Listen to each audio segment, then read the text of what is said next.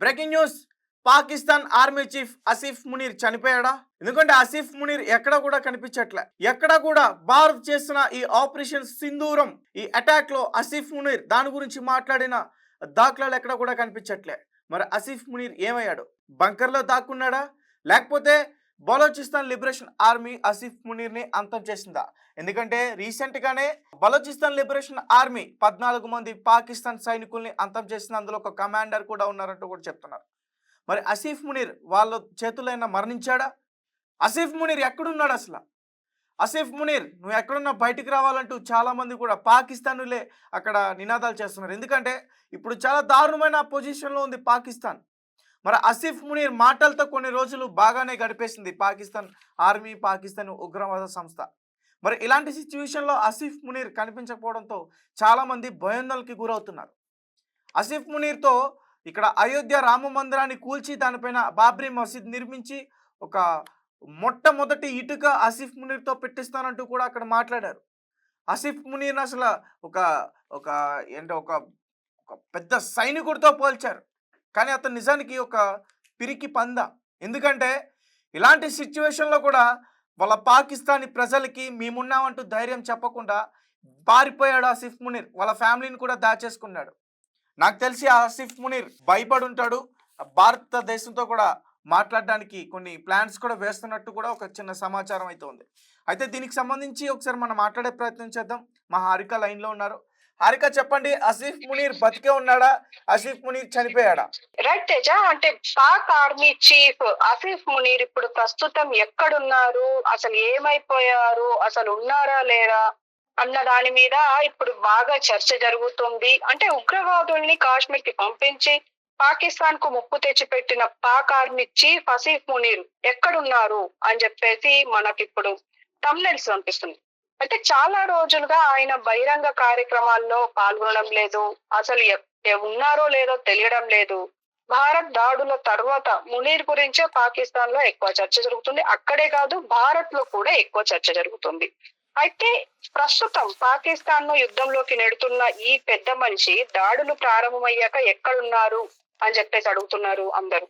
అయితే ఆయన ఆచూకీ మాత్రం ఇంతవరకు తెలియడం లేదు అని చెప్పేసి అయితే అంటున్నారు. అయితే దీనికి సంబంధించి మనం మాట్లాడుకోవాలంటే, నిన్న ఒక వ్యక్తి చనిపోతే ఆయన అంత్యక్రియల్లో ఎవరో చనిపోయారు, సంథింగ్ ఉగ్రవాది నాయకుడు చనిపోయాడు, అతను అంత్యక్రియలకి హాజరైన అన్నది కూడా ఒక వార్త. దానికి సంబంధించిన కొన్ని విజువల్స్ కూడా ప్లే అయినాయి, కానీ ఎక్కడ కూడా ఆసిఫ్ మునీర్ కనిపించలా.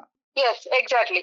సో ఇలా వాళ్ళ ఉగ్రవాదులకు సంబంధించి పెద్ద పెద్ద వాళ్ళు, హయ్యర్ అఫీషియల్స్ అండ్ ఆర్మీ నుంచి హయ్యర్ అఫీషియల్స్ అందరూ అక్కడ ఉన్నారు. అంటే అప్పటికే విమర్శలు పొందింది పాకిస్తాన్. ఎందుకంటే ఉగ్రవాదులు చనిపోతే ఉగ్రవాదుల అంత్యక్రియలకి వీళ్ళంతా ఎందుకు వెళ్లారు అని చెప్పేసి అన్న టైంలో కూడా అక్కడ ఆర్మీ చీఫ్ ఈ ఎవరైతే ఉన్నారో ఈ ఆసిఫ్ మునీర్ అక్కడ కనిపించలేదు. అంటే దాదాపు 10 రోజుల కిందట ప్రధాని షాబాజ్ షరీఫ్ పాల్గొన్న ఒక సమావేశంలో మునీర్ కనిపించారు. కానీ పాకిస్తాన్ ప్రధాన కార్యాలయం ఓ ఫోటో విడుదల చేసింది. అది అందులో కూడా అంటే అందులో ఉన్నారు అని చెప్పేసి అంటున్నారు. అప్పటి నుంచి అడ్రస్ లేకుండా పోయారు. సురక్షిత ప్రాంతానికి తరలిపోతున్నారన్న చర్చ జరిగింది ఆల్రెడీ. అంటే ఆయన పిల్లల్ని, అంటే ఆయన కుటుంబాన్ని బయట దేశాలకు పంపించేశారన్నారు. మరి వాళ్ళని ఫస్ట్ పంపించి ఈయన రెచ్చగొట్టి తర్వాత వెళ్ళిపోయారా అన్న దాని మీద కూడా చర్చ జరుగుతుంది. అయితే విదేశాల్లోనా అన్న దానిపైన ఇంకా స్పష్టత పోయి, అంటే ఇంకా రాలేదు. మీరేమో పారిపోయాడని చెప్తున్నారు హారిక, నేనేమో ఇక్కడ చనిపోయాడేమో అని చెప్తున్నాను. నేను మళ్ళీ కన్ఫ్యూజ్ అవుతారు వినే వాళ్ళందరూ కూడా. ఎగ్జాక్ట్లీ. అంటే ఖచ్చితంగా అంటే చనిపోయారు అన్నదానికి మన దగ్గర స్పష్టమైన సమాచారం లేదు. అలాంటప్పుడు మనం దాన్ని చనిపోయారు అని చెప్పి నిర్ధారించలేము. ఎందుకంటే పాకిస్తాన్ కి సంబంధించి ఆయన హయ్యర్ పొజిషన్ లో ఉన్నారు ఆసిఫ్ మునీర్. పైగా అంత ఈజీగా చనిపోయే వ్యక్తి కూడా కాదు అని చెప్పేసి అయితే నా ఉద్దేశం. ఎందుకంటే పూర్తిగా అతని చుట్టూ భద్రతా బలగాలు ఉంటాయి కదా, దాక్కుంటున్నాడు కాబట్టి అంత ఈజీగా అతను చనిపోడు. ఒక పక్క బలూచిస్తాన్ కూడా అతని కోసం వేటాడుతుంది, ఒక పక్క భారత సైన్యం కూడా ఎదురు చూస్తుంది. మరి అతను ఎప్పుడెప్పుడా మరి మాటలు మాట్లాడాడు కాబట్టి భారత్ గురించి అతను ఏం చేస్తాడని కూడా భారత్ చూడబోతుంది. నాకు తెలిసి హారిక, అతను ఒక బంకర్ లో కూర్చుని మున్నీర్ కన్నీరు అవుతున్నాడేమో నాకు అనిపిస్తుంది, ఏడుస్తున్నాడు అనిపిస్తుంది ఈ ఆపరేషన్ సింధూరం చూసి. ఎగ్జాక్ట్లీ అట్లా అట్లా మనం అనుకోవడానికి వీల్లేదు తేజ. ఎందుకంటే అక్కడే ఉండి వ్యూహం రచిస్తున్నారేమో అది కూడా మనం గమనించాలి. ఎందుకంటే ఈ పాకిస్తాన్ కి సంబంధించి ప్రతి ఒక్కరిని రెచ్చగొట్టాలి, వాళ్ళందరినీ రెచ్చగొట్టి వాళ్ళందరినీ పంపించాలి అని చెప్పేసి అయితే అంటున్నారు. ఎందుకంటే మనం ముఖ్యంగా గమనించాలి, మనకు కొన్ని వీడియోలు బయటకు వచ్చాయి. అందులో ఆర్మీ సైనికులు అంటే పాకిస్తాన్ ఆర్మీ సైనికులు ఏడుస్తున్న వీడియోలు కనిపిస్తున్నాయి. వాళ్ళని ఉత్సాహపరచాలి, వాళ్ళని వాళ్ళకు అంటే వాళ్ళని ఉత్సాహపరచాలి, వాళ్ళని యుద్ధానికి పంపించాలి అన్న దిశలో మేబీ అతను లోపలే ఉండి ఇవన్నీ నడిపిస్తుండొచ్చు. అంటే బయటకి కనిపించకుండా, మూడో వ్యక్తి కనిపించకుండా జస్ట్ ఆర్మీ హెడ్స్ తోనే మాట్లాడుతూ ఇలా కూడా వ్యూహాలను రచిస్తూ ఉండొచ్చు. ఎందుకంటే ఆల్రెడీ మనకు చూస్తున్నాం ఎల్ఓసిలో ఆల్రెడీ బాంబు పేలుళ్ళు జరుగుతున్నాయి. ఆల్రెడీ అంటే చాలా మంది మన దేశ ప్రజలు అక్కడ బార్డర్స్ లో ఎవరైతే ఉన్నారో వాళ్ళు చనిపోయారు, చాలా మంది గాయపడ్డారు. మరి ఇలాంటి టైంలో అసలు ఆర్మీ చీఫ్ ఆసిఫ్ మునీర్ లేరు అన్నదానికి మనకు స్పష్టమైన సమాధానం అయితే లేదు, కానీ ఖచ్చితంగా ఉన్నారు అని మాత్రం నా ఉద్దేశం. ఎందుకంటే అక్కడే అంటే ఏదో ఒక సేఫెస్ట్ ప్లేస్ లో ఉండి ఇవన్నీ చేస్తున్నారేమో అని అనిపిస్తుంది. ఎందుకంటే ఒక సైడ్ ఏమో బలూచిస్తాన్ 10 రోజుల నుంచి 20 మంది సైనికుల్ని ఈ లిబరేషన్ ఆర్మీ ఊచకోత కోసింది. అంటే ఇటు అఫ్ఘాన్ సరిహద్దుల్లో ఉద్రిక్త పరిస్థితులు ఉన్నాయి. ఇప్పుడు కాశ్మీర్ వైపు నుంచి ముప్పు తెచ్చుకున్నారు. అంటే ఇప్పుడు చూడొచ్చు, ఇప్పుడు 3 సైడ్ నుంచి వెళ్ళి వెనక గొయ్యి ముందర నొయ్యి అన్నట్టుగా అయిపోయింది పాకిస్తాన్ పరిస్థితి. కాబట్టి ఖచ్చితంగా ఇతడు ఉన్నారు, ఎక్కడో ఒక దగ్గర సేఫ్ ప్లేస్ లో ఉండి ఈ వ్యూహాలను రచిస్తున్నారు.